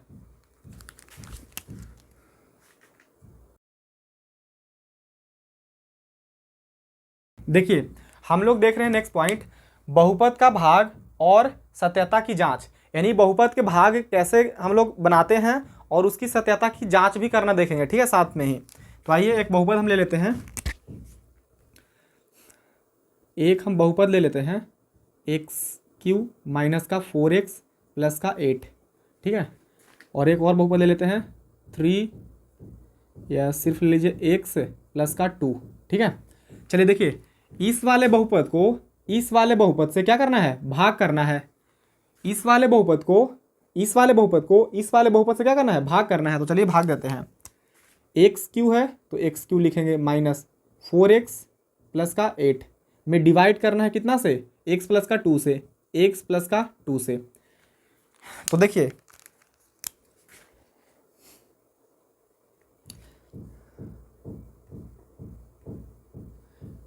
x प्लस का 2 से डिवाइड करना है। ठीक है, तो देखिए तो यहाँ पे कितना है x के पावर 3 है, लेकिन यहाँ पे क्या है x के पावर 1 है, यानी और हमें कितना चाहिए 3 लाने के लिए, x के पावर 2 और चाहिए, है कि नहीं। इसीलिए यहाँ पे लिख देंगे x के पावर 2। और अगर ऐसे आपको समझ में नहीं आता है ना, तो आप सीधे क्या कीजिएगा, इसका इस वाले बहुपद का फर्स्ट में पद क्या है x के पावर 3, है कि नहीं, भागा किससे भाग कर रहे हैं आप, x प्लस का 2 से ना। तो x प्लस के 2 में पहला पद क्या है आपका ये x, तो x से भाग कर दीजिए। अब काटिए, ऊपर देखिए 3 गो x है, नीचे क्या है, एक गो है, कुछ नहीं तो एक रहता है ना। इसको आप ऐसे भी लिख सकते हैं कि x गुणा x बटा, ये तो एक ही गो x है तो एक गो x लिखेंगे, तो एक गो x से एक गो x क्या हो जाएगा खत्म। तो क्या बचेगा यहाँ पे x के पावर 1 है, यहाँ पे भी x के पावर 1 है, तो x में x से गुना करेंगे तो क्या हो जाएगा x स्क्वायर। x स्क्वायर क्यों हो जाएगा सर, क्योंकि अगर चार आपस में गुना होता है ना तो उसके जो पावर होते हैं ना घात वो जुट जाता है। ठीक है, तो एक यहाँ और एक यहाँ तो क्या हो जाएगा 2 हो जाएगा, इसलिए हमने यहाँ पे x के पावर क्या लिखा है 2 लिखा है। तो आपको जैसे समझ में आता है वैसा समझिए, कोई दिक्कत वाली बात नहीं है। देखिए तो अब इतना करने के बाद हम लोग क्या करते हैं, इस वाले पद से इस वाले में क्या करते हैं गुणा कर देते हैं। तो x स्क्वायर से अगर x में गुना होगा तो क्या हो जाएगा x³ प्लस है तो प्लस 2 में x स्क्वायर से गुना होगा तो क्या हो जाएगा 2x स्क्वायर, है कि नहीं। चलिए, और अगर आपको नहीं ऐसे गुना करने तो लिख लीजिए इसको x प्लस का 2 इंटू कितना सब गुना कर रहे हैं x स्क्वायर से, तो x स्क्वायर लिख दीजिए। अब x स्क्वायर से x में गुना कीजिए, यानी x स्क्वायर गुना x, तो क्या मिलेगा यहाँ पे 2 यहाँ पे 1, तो 2 और 1 3, इसलिए x के पावर 3 मिल जाएगा, प्लस है तो प्लस। अब इस वाले x स्क्वायर से इसमें 2 में करिए, तो 2 गुना x स्क्वायर, तो क्या हो जाएगा 2, और यहाँ पे कुछ नहीं तो 1 है, तो 2 में x से गुना होगा तो 2, और x स्क्वायर है तो x स्क्वायर, यानी 2x स्क्वायर मिल जाएगा, है कि नहीं। तो देखिए यहीं पे यही चीज़ लिखे हैं, आ रहा समझ में ना। चलिए नेक्स्ट देखिए, इसके आगे प्लस का चिन्ह है, इसके आगे भी प्लस का चिन्ह है, इसलिए हम क्या करेंगे चिन्ह परिवर्तन करेंगे, है कि नहीं। तो प्लस है तो क्या हो जाएगा माइनस, अगर यहाँ पे माइनस रहता तो प्लस हो जाता, लेकिन प्लस है इसलिए क्या हो जाएगा माइनस, यहाँ पे प्लस इसलिए क्या हो जाएगा माइनस। तो देखो ये प्लस में एक्स क्यू, ये माइनस में एक्स क्यू, यहाँ पे जो प्लस छिपा हुआ है ना उसका वैल्यू खत्म हो गया, ठीक है। अब वैल्यू किसका है, माइनस का, तो प्लस में एक्स क्यू माइनस में एक्स क्यू तो क्या हो जाएगा, खत्म। क्योंकि ए को एक्स क्यू में से ए को एक्स क्यू घटाएंगे तो जीरो ही बचेगा ना, इसलिए काट दिए उसको। नेक्स्ट देखिए क्या करेंगे अब, यहाँ पे आप देख पा रहे होंगे माइनस का 4x है और ये माइनस का 2x² है। अब आपको पता होना चाहिए कि जोड़ने या घटाने के लिए ना पद एक जैसा होना चाहिए, यानी लाइक टर्म होना चाहिए, यानी समान जाति के पद होना चाहिए। यहाँ पे तो पावर 1 है और यहाँ पे पावर क्या है, 2 है, तो ये आपस में ना तो जुटेगा और ना ही घटेगा, ठीक है। गुना भाग हो सकता है लेकिन जोड़ने या घटाने के लिए पद एक जैसा होना चाहिए, तो इसको हम जोड़ या घटा नहीं सकते हैं, इसलिए इसको लिख दीजिए कितना है, माइनस का 2x² और ये माइनस का क्या है 4x और ये प्लस का क्या है 8। तो बस यहाँ तक पूरा लिख दिए। आप क्या करेंगे, फिर से वही धंधा, यहाँ पे माइनस है तो माइनस लिख देंगे, यहाँ पे 2 है लेकिन यहाँ पे 2 है नहीं तो 2 भी लिख देंगे, यहाँ पे x² है और यहाँ पे क्या है x की पावर 1 है, यानी एक और x हमें चाहिए तो एक और x यहाँ पे बिठा देंगे। और अगर ऐसे समझ में नहीं आता है तो इसका फर्स्ट उठाइए, ये माइनस का 2x² है बटा इसका फर्स्ट क्या है x है कि नहीं। तो देखिए एगो x से एगो x खत्म होगा तो एगो x और बचेगा ना, तो यहाँ पे क्या बच गया माइनस का 2 और 2 x, मतलब यहाँ पे 2 x था तो एक ही x खत्म हुआ है तो एगो x और बच रहा है कि नहीं। देखिए इसको ऐसा सोल्व कर लीजिए, माइनस का 2 इंटू एक्स के गो 2 गो है कि नहीं, एक्स गुणा एक्स बटा नीचे क्या गो एक्स है एगो, तो एगो एक्स से एगो एक्स खत्म तो क्या बचा माइनस का 2 और एक्स है तो एक्स, तो यही तो यहाँ पे हम लिखे हैं देखिए, है कि नहीं। तो आपको जैसे चीज़ें समझ में आती है वैसे समझिए, कोई दिक्कत वाली बात नहीं है। नेक्स्ट देखिए, अब इसका क्या करेंगे, यहाँ तक होने के बाद इसको से इसमें गुणा करते हैं, है कि नहीं। तो माइनस गुणा माइनस तो क्या हो जाएगा, माइनस एक्स में 2x से गुणा करेंगे तो 2x² हो जाएगा, प्लस गुणा माइनस तो क्या हो जाएगा माइनस 2 में 2 से गुणा करेंगे तो 4 और x है तो x लिख देंगे। अब इसको ऐसे घेर दीजिए। अगर फिर भी समझ में नहीं आता है तो ऐसा करिए आप, देखिए x है तो x लिख देंगे, प्लस 4 है तो 4, मल्टीप्लाई कितना से करना है, नहीं गुना कितना से करना है, माइनस का 2x से, तो माइनस का 2x से गुना कर दीजिए। देखिए माइनस गुना यहाँ पे कुछ नहीं तो प्लस है, तो माइनस गुना प्लस तो क्या हो जाएगा माइनस 2 में 1 से गुना करेंगे तो क्या हो जाएगा 2 ही, क्योंकि यहाँ पे कुछ नहीं तो 1 रहता है ना छिपा हुआ। x में x से गुना करेंगे तो क्या होगा, ये 4 है और 4 में गुना करिएगा ना तो पावर क्या होता है जुड़ता है, तो 1 और 1 2, यानी x के पावर 2 हो जाएगा। माइनस गुना प्लस तो क्या हो जाएगा माइनस 2 में 4 से गुना करेंगे तो 8 है और x है तो x, तो कितना आया, अच्छा खैर यहाँ पे क्या है जी, यहाँ पे 2 ही है तो 2 ही लिख दिए, हम 4 लिख दिए हैं। तो देखिए 2 में 2 से गुना करेंगे तो क्या हो जाएगा 4 और x है तो x, तो क्या आ गया माइनस के 2x² माइनस का 4x, माइनस के 2x² माइनस का 4x, है कि नहीं। चलिए अब इसमें क्या करेंगे, चिन्ह परिवर्तन करेंगे। क्यों चिन्ह परिवर्तन करेंगे, क्योंकि हमको इसको काटना है, खत्म करना है। ये माइनस में 2x² है, ये भी माइनस में 2x² है, इसलिए माइनस में तो क्या कर देंगे हम प्लस कर देंगे, यहाँ पे माइनस है तो क्या कर देंगे प्लस कर देंगे। देखो ये माइनस में 2x², ये प्लस में 2x² तो क्या हो जाएगा खत्म। यहाँ पे माइनस में 4x, यहाँ पे प्लस में 4x तो क्या हो जाएगा खत्म, तो क्या बच गया केवल 8 बच गया, तो हमारा शेषफल क्या आ गया 8 आ गया। तो बस ये बहुपद का भाग बन गया। समझ में आया कि नहीं आया, यही आपका बहुपद का भाग है, यानी डिवीजन ऑफ पॉलिनोमियल है। इसको हम लोग बोलते हैं डिवाइजर, इसको हम लोग बोलते हैं डिविडेंट, इसको हम लोग बोलते हैं कॉसेंट और इसको हम लोग बोलते हैं डिवाइजर। इसको हम लोग हिंदी में बोलते हैं भाजक, इसको बोलते हैं भाज्य, इसको बोलते हैं भागफल और इसको बोलते हैं शेषफल। लेकिन हम लोग चैप्टर पढ़ रहे हैं बहुपद, तो बहुपद में इसको हम लोग बोलते हैं px, इसको बोलते हैं gx और इसको बोलते हैं qx और इसको बोलते हैं rx। हम लोग देखे थे कि बहुपद का भाग कैसे करते हैं, तो हमने कर लिया, और सत्यता की जांच भी करना है, तो चलिए सत्यता की जांच भी कर लेते हैं। तो लिखेंगे कि जांच बराबर, या आप लिख सकते हैं पूरा सत्यता की जांच, हम शॉर्ट में लिख देते हैं कि जांच, ठीक है। अब करिए जांच। जांच करने के लिए आपको फॉर्मूला मालूम होना चाहिए कि px इज इक्वल टू क्या होता है, तो आप लोग लिख भी लीजिएगा, याद भी कर लीजिएगा, ठीक है। p into x is equal to होता है gx इंटू qx प्लस का rx, ठीक है। px बराबर gx गुणा qx प्लस rx, यही होता है सत्यता की जांच, यानी इसको बोलते हैं विभाजन एल्गोरिथम, ठीक है। विभाजन एल्गोरिथम की सत्यता की जांच करने के लिए बोलेगा ना, तो आप सबसे पहले भाग दीजिएगा, भाग देने के बाद विभाजन एल्गोरिथम की सत्यता की क्या कीजिएगा जांच कीजिएगा, ठीक है। तो ये फॉर्मूला आप लोग याद कर लीजिएगा। हम आपको बताएं कि इसको हम लोग बोलते हैं gx, ठीक है, इसको बोलते हैं हिंदी में भाजक, ये होता है आपका px इसको बोलते हैं भाज्य, ये होता है आपका क्यू एक्स। इसको बोलते हैं भागफल, ये होता है आपका आर एक्स। ये होता है आपका आर एक्स, यानी इसको बोलते हैं क्या जी, रिमाइंडर या तो शेषफल। सत्यता की जांच करना तो कर दीजिए जांच। पी एक्स क्या था इसमें, देखिए तो पी एक्स ही वाला है ना, एक्स क्यू, तो लिखेंगे x Q minus 4x plus का 8 बराबर, बराबर है तो बराबर दिया। जी एक्स कितना है इसमें, जी एक्स है एक्स प्लस का 2, तो एक्स प्लस का 2 लिख देंगे। इंटू है तो इंटू के चिन्ह देंगे, यानी गुणा का चिन्ह, आप गुणा भी दे सकते हैं, कोई दिक्कत नहीं है। क्यू एक्स कितना है, यही ना क्यू एक्स है एक्स स्क्वायर माइनस का 2x, फिर क्या है क्यू एक्स के बाद प्लस है तो प्लस लिखेंगे, उसके बाद आर एक्स, तो आर एक्स कितना आया है 8, तो 8 लिख देंगे। चलिए अब इसको थोड़ा आगे बढ़ाते हैं। देखिए इसको तो सेम टू सेम लिखते जाइए, नहीं लिखना है तो भी कोई दिक्कत नहीं है। एक्स क्यू माइनस का 4x प्लस का 8 बराबर, अब यहाँ से यहाँ क्या करेंगे, मल्टीप्लाई करेंगे, है कि नहीं। तो एक्स में एक्स स्क्वायर से गुणा करेंगे तो क्या हो जाएगा, एक्स क्यू हो जाएगा, क्योंकि एक यहाँ 2 यहाँ तो 3 हो जाएगा ना पावर। अब एक्स किस में करेंगे, पहले माइनस है तो माइनस दे दीजिए, एक्स किस में करेंगे 2 में, 2x में, तो 2x के पावर क्या हो जाएगा स्क्वायर, है कि नहीं। देखिए करिए एक्स गुणा किस में कर रहे हैं, माइनस का 2x से, तो यहाँ पे कुछ नहीं तो एक है, तो एक में 2 से गुना होगा तो 2, एक्स में x से गुना होगा तो एक्स स्क्वायर, यहाँ पे प्लस है गुणा माइनस तो क्या हो जाएगा माइनस, तो देखो माइनस के 2x स्क्वायर, तो यहाँ पे लिखे माइनस के 2x स्क्वायर। अब इसको से इसमें करेंगे, यानी 2 में x स्क्वायर से तो क्या हो जाएगा ये प्लस, ये भी प्लस तो प्लस हो जाएगा, 2 में x स्क्वायर से गुना होगा तो 2x स्क्वायर, प्लस गुणा माइनस तो क्या हो जाएगा माइनस, 2 में 2 से मल्टीप्लाई होगा तो 4, और x है तो x, और प्लस का 8 लिख देंगे। यहाँ तक बात समझ में आया कि नहीं आया, ठीक है। गुणा से आप लोगों को करने आता होगा, क्योंकि हम लोग क्लास 9th में भी बहुपद यानी पॉलिनोमियल पढ़ चुके हैं, चैप्टर नंबर 2 में। देखिए नेक्स्ट इसको लिखते जाइए सेम टू सेम, और नहीं लिखना है तो भी कोई दिक्कत नहीं है।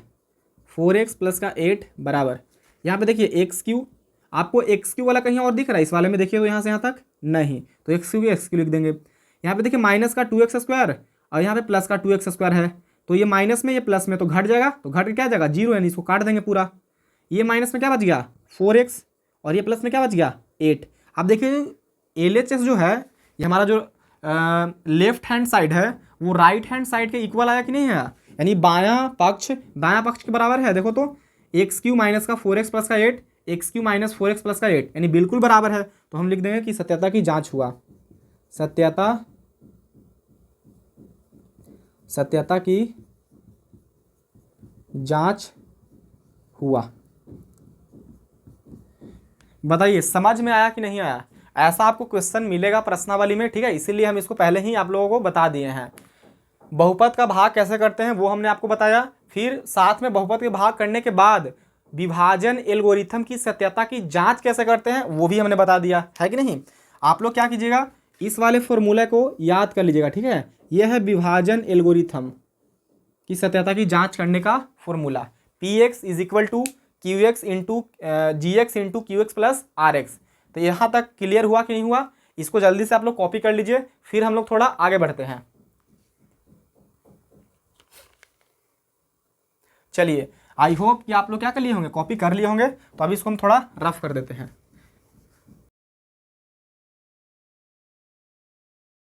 चलिए अब हम लोग देखते हैं बहुपद के शून्यक, यानी बहुपद का शून्यक होता क्या है, ठीक है, यानी जीरोज ऑफ पॉलिनोमियल। तो आइए इसको देखते हैं।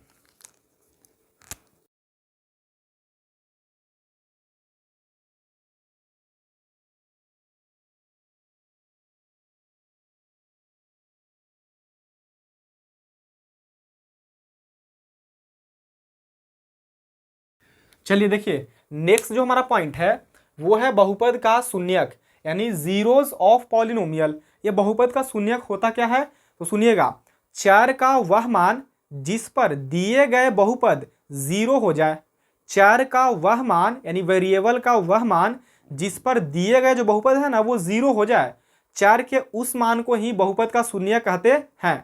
देखिए इसको एक एग्जांपल से समझाते हैं सही से।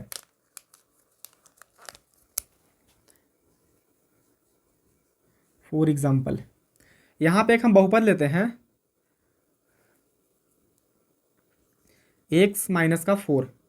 अब देखिए ये जो बहुपद हम लिए हैं x माइनस का 4, इसमें हम 4 के जगह पे कौन सा मान रख दें, यानी x के बराबर में कौन, मतलब x की जगह पे कौन सा मान रखें कि यह बहुपद 0 के बराबर हो जाए। सोच के देखिए, अगर यहाँ पे हम x बराबर 0 लेते हैं तो x का 0 रखेंगे तो 0 में से 4 माइनस का 4 जाएगा तो माइनस का 4 ही बचेगा, तो ये बहुपद 0 होगा नहीं।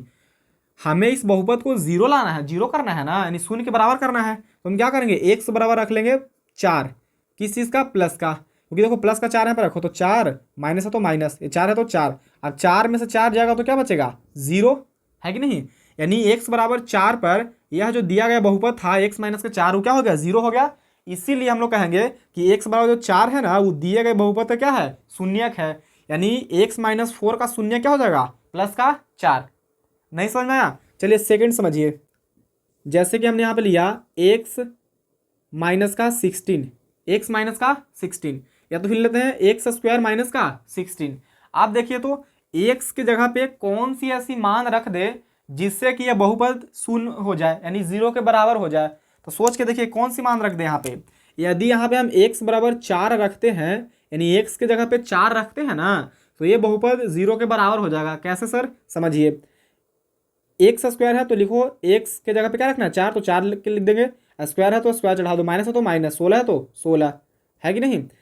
4 के 2 बार गुना करेंगे तो 4 चौके 16, 4 के पावर कितना है 2, यानी 4 गुना 4 लिख सकते हैं ना, तो 4 चौके 16, माइनस ये क्या है 16, ये प्लस में 16, ये माइनस में 16, तो घटेगा तो क्या बचेगा 0, है कि नहीं। तो x बराबर 4 पर ये जो दिया गया बहुपद था एक्स स्क्वायर माइनस का 16, वो 0 हो गया है। इसीलिए हम कहेंगे कि जो एक्स स्क्वायर माइनस का 16 है ना, उसका जो शून्यक है वो क्या है जी, 4 है। यानी 4 का वह मान जो दिए गए बहुपद को क्या कर दे, शून्य के बराबर कर दे, उस मान को ही हम बहुपद का शून्य कहते हैं। हमको विश्वास है कि आप लोगों को समझ में आ गया होगा। अगर नहीं आया है तो कोई दिक्कत वाली बात नहीं है, एक दिन सब समझ में आ जाएगा, ठीक है। चलिए यहां तक तो हमने देख लिया। अब हम लोग देखेंगे कि बहुपद का गुणनखंड कैसे ज्ञात करते हैं और बहुपद के शून्य कैसे ज्ञात करते हैं, ठीक है। चलिए आइए देखते हैं।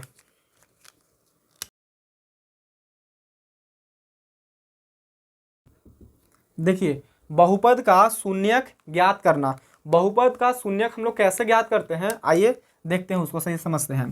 तो पहला जो बहुपद होता है वो हमारा होता है रैखिक बहुपद।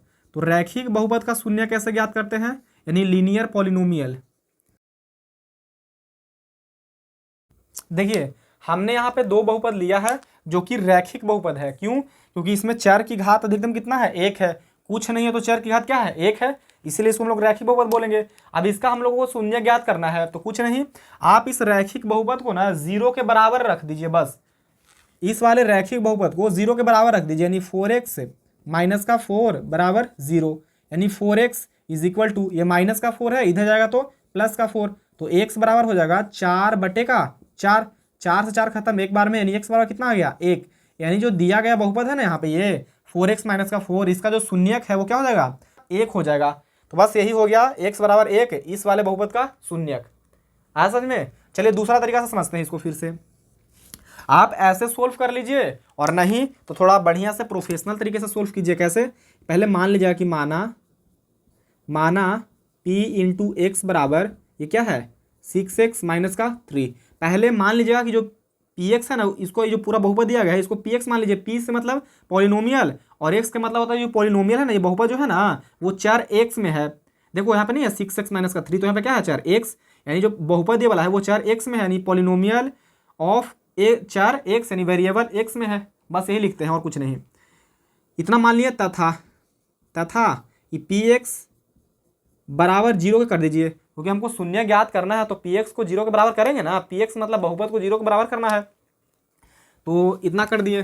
अब देखिए px क्या था 6x माइनस का 3 बराबर क्या लिखेंगे 0, तो 6x बराबर ये माइनस का 3 है, इधर जाएगा तो प्लस का 3 हो जाएगा, तो x इज इक्वल टू हो जाएगा 3/6। काटिए 3 का 3 एक बार में, 3 का 3 3 दूनी 6 दो बार में, यानी x का मान कितना आ गया 1/2। तो जो 1/2 है ना, वो इस वाले बहुपद क्या है शून्यक है, ये 1/2। समझ में आया कि नहीं आया।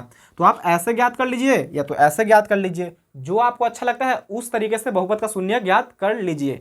ये हो गया रैखिक बहुपद का शून्यक हम लोग कैसे ज्ञात करते हैं। अब देखेंगे हम लोग द्विघात बहुपद के शून्यक कैसे ज्ञात करते हैं। तो आइए देखते हैं द्विघात बहुपद का शून्य ज्ञात करना। देखिए अब हम लोग देखते हैं द्विघात बहुपद के शून्य कैसे ज्ञात करते हैं। तो आइए एक द्विघात बहुपद लिख लेते हैं। एक्स स्क्वायर प्लस का 5x और प्लस का 6, ये हमारा एक द्विघात बहुपद है। अब इसका शून्य कैसे ज्ञात करेंगे? अच्छा सबसे पहले बता दूं कि इस दिए गए बहुपद के दो शून्य होंगे, है कि नहीं। देखिए इसके फर्स्ट में क्या है, कुछ नहीं तो एक है, इसका लास्ट में क्या है 6, तो फर्स्ट को लास्ट में गुणा कर देते हैं, यानी पहला को आखिरी में गुणा। तो एक में 6 से गुणा करेंगे तो क्या मिलेगा 6, और ये 5 है तो 5 लिख दीजिए। अब ऐसी कोई भी दो संख्या सोचिए जिसका गुणा करने पे 6 मिल जाए और उसको जोड़ने घटाने पे 5 मिल जाए। कोई भी ऐसी दो संख्या सोच के देखिए। तो एक हो जाएगा 3 और एक हो जाएगा 2, क्योंकि 3 में 2 से गुणा कीजिएगा तो क्या मिलेगा आपको 6 मिल जाएगा, और 3 और 2 जोड़िएगा तो क्या मिल जाएगा आपको 5 मिल जाएगा। ऐसे ही एक और संख्या हो जाएंगे 6 और 1, क्योंकि 6 में 1 से गुणा कीजिएगा तो आपको 6 मिल जाएगा, और 6 में से 1 घटाइएगा तो 5 मिल जाएगा, है कि नहीं। तो आप दोनों में से कोई भी संख्या ले सकते हैं। तो हम ले लेते हैं 2 गुणा 3 और 2 प्लस का 3, क्योंकि 2 गुणा 3 करेंगे तो 6 मिल जाएगा, और 2 में 3 जोड़ेंगे तो 5 मिल जाएगा, है कि नहीं। तो लिखिए एक्स स्क्वायर है तो एक्स स्क्वायर लिख देंगे, प्लस का प्लस। अब देखिए तो यहाँ पे क्या था 2 था तो 2 लिख देंगे, एक्स यहाँ से ले लेंगे, ठीक है। और ऐसे नहीं समझ में आता है, देखो चलो पहले समझ लो। एक्स स्क्वायर के एक्स स्क्वायर, इसके आगे कुछ नहीं तो प्लस है तो प्लस लिखें, 2 है तो 2 लिखेंगे, एक्स यहाँ से ले लेंगे, फिर क्या है प्लस तो प्लस लिखेंगे, यहाँ पे क्या है 3 तो 3 लिखेंगे, यहाँ से एक्स ले लेंगे, और ये प्लस से क्या है 6। आप ऐसे कर लीजिए, नहीं तो देखिए कैसे करिएगा। एक्स स्क्वायर के एक्स स्क्वायर लिखिए, प्लस है तो प्लस, ये 5 है ना तो 5 को आप किस में तोड़े हैं 2 प्लस का 3 में तोड़े हैं, है कि नहीं। और इंटू में क्या था एक्स, तो एक्स लिख देंगे प्लस का 6। एक्स स्क्वायर के एक्स स्क्वायर प्लस 2 में एक्स से गुणा करेंगे तो 2x प्लस का प्लस, 3 में एक्स से गुणा करेंगे तो 3x और प्लस का 6। तो देखिए बिल्कुल सेम टू सेम आया कि नहीं आया यहाँ पे, एक्स स्क्वायर प्लस का 2x प्लस का 3x प्लस का 6, है कि नहीं। तो आप ऐसे कर लीजिए, नहीं तो ऐसे कर लीजिए, दोनों बात क्या है बराबर। आपको जो अच्छा लगता है उस तरीके से कर लीजिए। आप देखिए यहाँ पे दो दो का जोड़ा बनाइए, यानी दो दो का पेयर बनाइए। आप देखिए तो इसमें कोई दोनों पद में कुछ ऐसा संख्या है या कोई अच्छे चीज़ है जो कॉमन है दोनों में, उभयनिष्ठ है। तो देखिए यहाँ पे भी एक्स है, यहाँ पे भी एक्स है, यहाँ पे एक्स दूगो है, यहाँ पे एक्स एगो है, तो सबसे कम ही वाला ना कॉमन लेंगे। तो यहाँ पे एगो एक्स है तो एगो एक्स कॉमन ले लिए, तो यहाँ पे दूगो था तो एगो कॉमन ले लेंगे, तो क्या बचेगा एगो बचेगा प्लस का प्लस। यहाँ पे 2x था यानी एक्स कॉमन ले लिए, एक्स को हमने कॉमन ले लिया तो क्या बच जाएगा 2, तो खाली 2 लिख देंगे।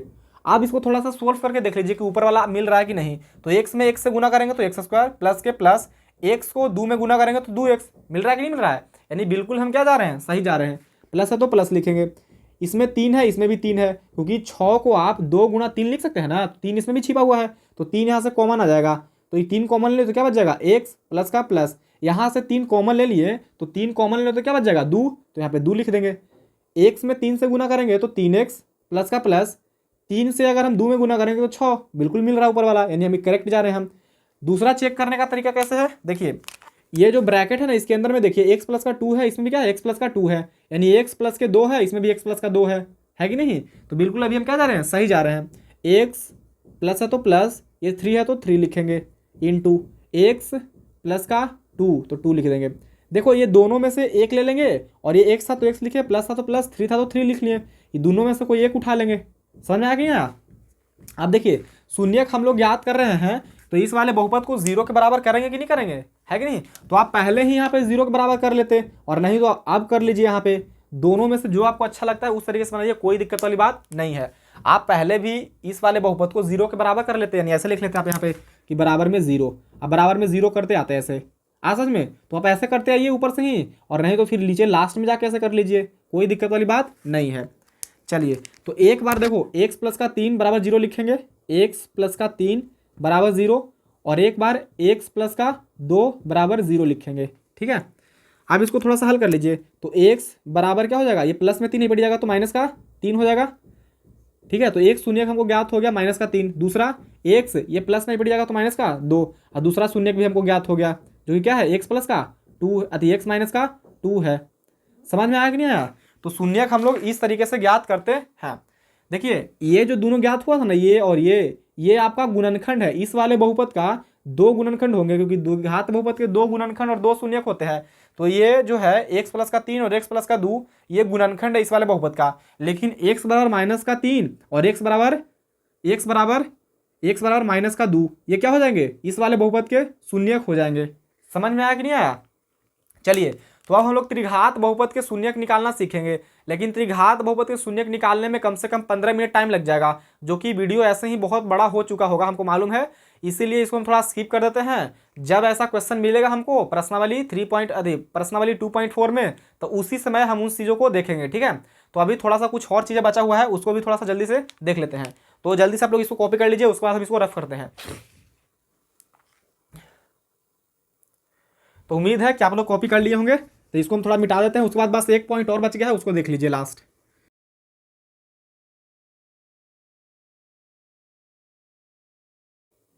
देखिए, अब हम लोग देखने वाले हैं बहुपद के शून्यकों और गुणांकों में संबंध। बहुपद के शून्य क्या होता है वो हम आपको बता दिए हैं, कैसे ज्ञात करते हैं वो भी बता दिए हैं। तो अब हम लोग देखने वाले हैं बहुपद के शून्यकों और गुणांकों के बीच में क्या संबंध होता है। गुणांक यानी कोफिशिएंट क्या होता है वो भी हम आपको पहले ही बता दिए हैं, ठीक है। तो आइए इसको देख लेते हैं थोड़ा सा।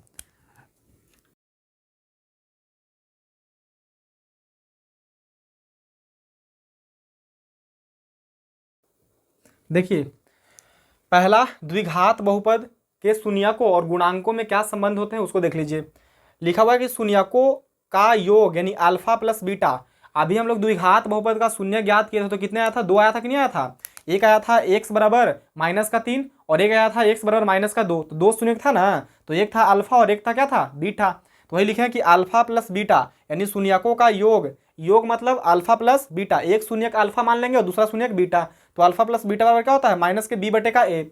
ये माइनस का बी और ए क्या है? तो आप लोग को मालूम होना चाहिए कि द्विघात बहुपद का जो व्यापक रूप होता है वो होता है ए एक्स स्क्वायर प्लस का बी एक्स प्लस का सी, जहाँ ए इज नॉट इक्वल टू 0 और ए बी सी डी ये क्या होते हैं? वास्तविक संख्या होते हैं, है कि नहीं? तो यहीं से लिया गया है। आपका बी ये है और ए आपका ये है, ठीक है। जब आप क्वेश्चन को सोल्व करेंगे ना, उस समय आपको क्या करेगा जी? ये हेल्प करेगा। शून्यकों का योग यानी अल्फा प्लस बीटा बराबर होता है -b/a। शून्यकों का गुणनफल यानी अल्फा इंटू बीटा बराबर होता है c बटे का a। ये अल्फा बीटा क्या है? तो बहुपद जो द्विघात बहुपद होते हैं ना, जिनके 2 शून्यक होते हैं, उसमें पहला शून्यक अल्फा होता है, दूसरा शून्यक बीटा। त्रिघात बहुपद के 3 शून्यक होंगे, अल्फा बीटा और गामा। समझ में आ गया? चलिए नेक्स्ट हम लोग देख लेते हैं। देखिए, द्विघात बहुपद ज्ञात करने का सूत्र यानी फॉर्मूला क्या होता है, तो आइए इसको भी देख लेते हैं। X square minus alpha plus beta into x plus alpha into beta, यही द्विघात बहुपद ज्ञात करने का फॉर्मूला होता है, सूत्र होता है, ठीक है। अभी जब द्विघात बहुपद हम ज्ञात करेंगे प्रश्नावली को सोल्व करते समय, तो वहाँ पे इन फॉर्मूलों को हम क्या करेंगे? यूज़ करेंगे। इसलिए आप लोग इस पूरे फॉर्मूले को नोट आउट कर लीजिएगा कॉपी में, मतलब नोट डाउन कर लीजिएगा कॉपी में और याद कर लीजिएगा। आप इसको ऐसे भी बोल सकते हैं कि एक्स स्क्वायर माइनस शून्यकों का योग है ना, अल्फा प्लस बीटा है, तो इसको हम लोग हिंदी में ऐसे भी बोल सकते हैं शून्यकों का योग। तो आप ऐसे भी लिख सकते हैं कि शून्यकों का योग, है कि नहीं। अल्फा प्लस बीटा का मतलब क्या होता है? शून्यकों का योग ही ना, और इंटू में क्या है? एक्स, तो एक्स लिख देंगे, प्लस है तो प्लस अल्फा इंटू बीटा, इसको हम लोग क्या बोलते हैं? शून्यकों का गुणनफल ना। तो आप ऐसे भी लिख सकते हैं कि शून्यकों का गुणनफल, शून्यकों का गुणनफल, ठीक है। देखिए, आप ऐसे बोल लीजिए कि x square minus alpha plus beta into x plus alpha into beta, या तो आप इसको ऐसे बोल लीजिए कि एक्स स्क्वायर माइनस शून्यकों का योग इंटू एक्स प्लस शून्यकों का गुणनफल, दोनों बात क्या है? बराबर। तो ये तो रहा द्विघात बहुपद के शून्यक और उनके गुणांकों के बीच के संबंध की सत्यता की जांच करने का फॉर्मूला। अब देखते हैं हम लोग त्रिघात बहुपद के शून्यकों और उनके गुणांकों के बीच के संबंध की सत्यता की जांच करने का फॉर्मूला को।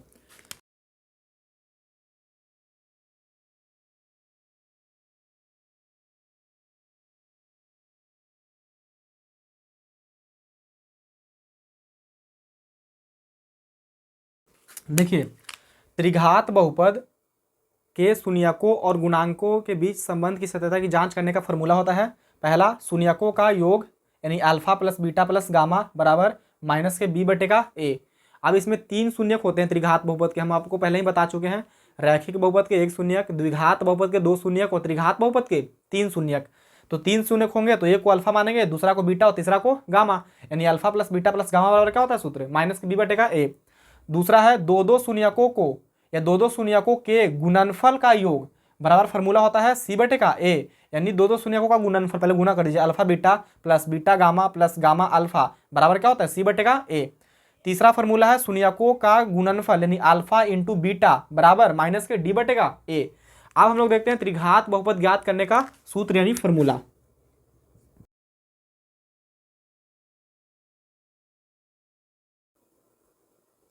देखिए यही है त्रिघात बहुपद ज्ञात करने का सूत्र, x Q minus alpha plus beta plus gamma into x square plus alpha beta plus beta gamma plus gamma alpha into x plus alpha beta gamma. समझ में आया नहीं आया?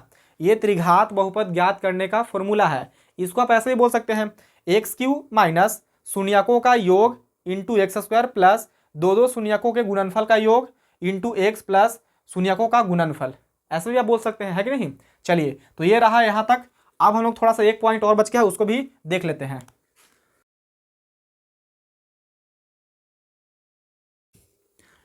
देखिए बहुपद का आलेख यानी ग्राफ एक्स अक्ष को जितनी बार प्रतिच्छेद करेगा उसके शून्यकों की संख्या उतनी ही होंगी।